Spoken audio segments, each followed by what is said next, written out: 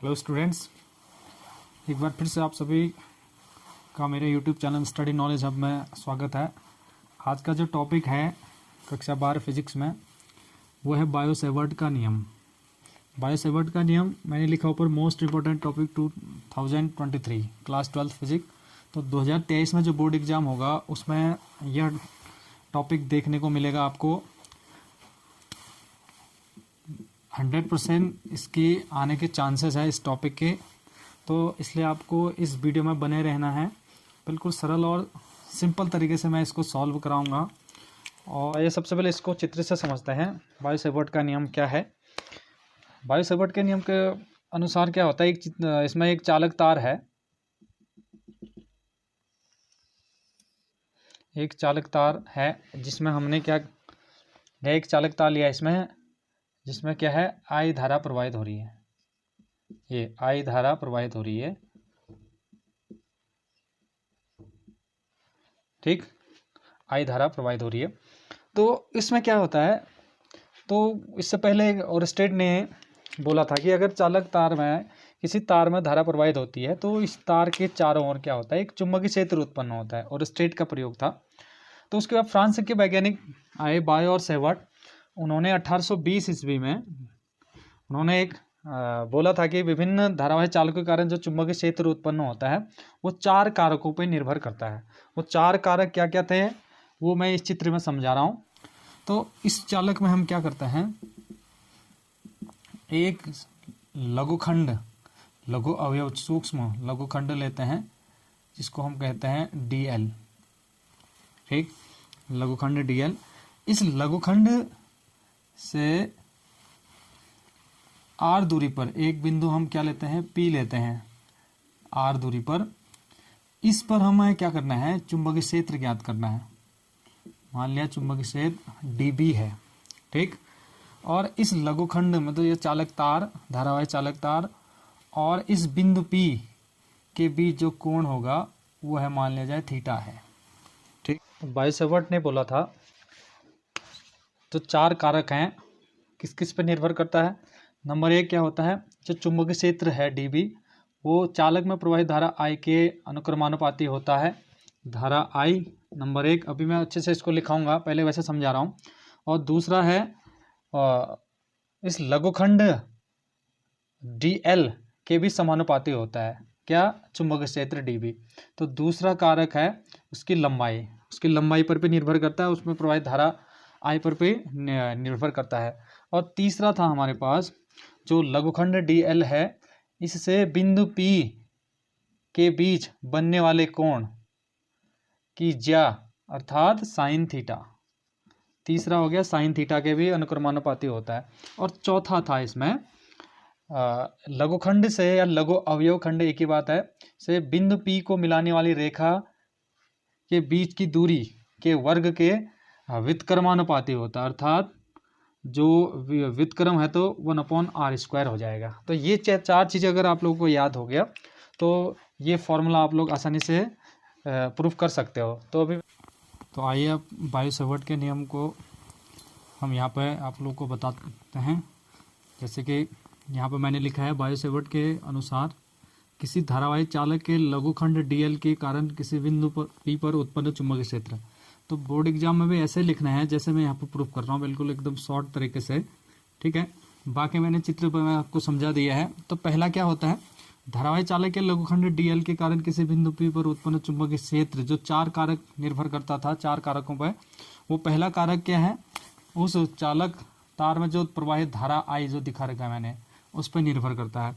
अर्थात इसको मैं लिखूंगा जो dB होगा वो अनुक्रमानुपाती चालक में प्रवाहित धारा I, समीकरण 1 हो गया। दूसरा था इसका जिस पे वो निर्भर करता है वो है चालक के लघुखंड की लंबाई DL। अर्थात क्या होता है, जो dB है वो लघुखंड की लंबाई DL के अनुक्रमानुपाती होता है।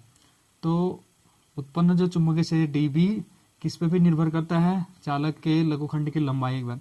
तो dB अनुक्रमानुपाती DL हो गया ये, इसको मैंने समीकरण 2। और तीसरा जो कारक था, जो चालक के लघुखंड की लंबाई और बिंदु P के बीच जो रेखा है और लघुखंड की लंबाई के बीच जो कोण बनना है थीटा, उसके ज्या, थीटा की ज्या अर्थात साइन थीटा के भी अनुक्रमानुपाती होता है। तो डी बी तीसरा जो होता है साइन थीटा के भी अनुक्रमानुपाती होता है।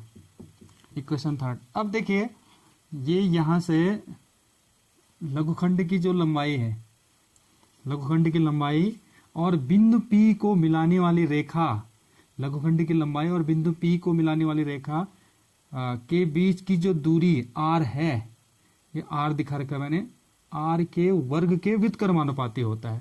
अर्थात इसको हम चौथा जो हमारे पास कारक है वो है इनके बीच की जो दूरी है, अर्थात डी बी व्युत्क्रमानुपाती 1/r² हो जाएगा। इसको मैंने समीकरण 4 कर दिया।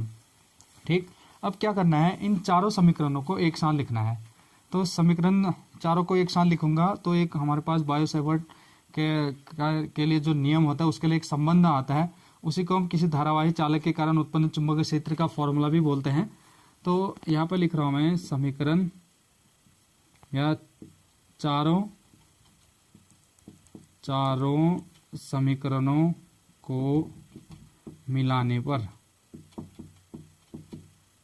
चारों समीकरणों को मिलाते हैं तो यहाँ पे जो डी बी हो जाएगा वो अनुक्रमानुपाती होगा आई भी डी एल भी, एक साथ लिख रहा हूँ मैं, और साइन थीटा बट्टे r²। तो ये अनुक्रमानुपाती का चिन्ह हटता है तो इसके लिए एक कांस्टेंट आता है, वो होता है μ0/4π I D L sine theta बट्टे r²। तो यही वाला जो हमारे पास जो संबंध आता है इसी को हम बायो-सैवर्ट का नियम कहते हैं। तो चीज़ आ रखा है इसमें μ0, जो यहाँ पर आ रखा है μ0 जो कांस्टेंट में आ रखा है, तो इसको मैं यहाँ लिख दे रहा हूँ। μ0 क्या है, μ0 एक क्या है, नियतांक है, नियतांक है जिसे क्या कहते हैं, निर्वात की चुंबकशीलता, चुंबकशीलता कहते हैं। ठीक, तो μ0 क्या होता है, एक भी एग्जाम में आता है, इसको मैं इसके वीडियो के बाद बताऊंगा। μ0 और एप्सिलॉन नॉट में जो संबंध होता है वो भी इम्पोर्टेंट है।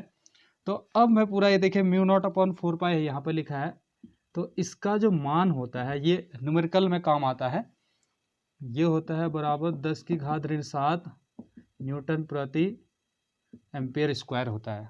ठीक है, ये आंकिक प्रश्न जब बनाएंगे वहाँ पर काम आएगा। तो यहाँ से μ0 बराबर हो जाएगा, ये 4π इधर गुणा हो जाएगा 10⁻7 न्यूटन प्रति एम्पियर स्क्वायर। तो ये दो सूत्र भी हमें याद रखना है जो हमें प्रश्न बनाने में सहायक होगा हमारे लिए। तो इस प्रकार से देखिए, इतने शॉर्ट तरीके से मैंने आपको बताया। तो बोर्ड एग्जाम में बिल्कुल ऐसे लिखना है आप लोगों ने, इसलिए आपको इस वीडियो को अच्छे से देखना है, फर्स्ट से लेकर लास्ट तक समझना है, और अपने जो 3 नंबर का जो ये टॉपिक आएगा उसको आपको क्लियर करना है।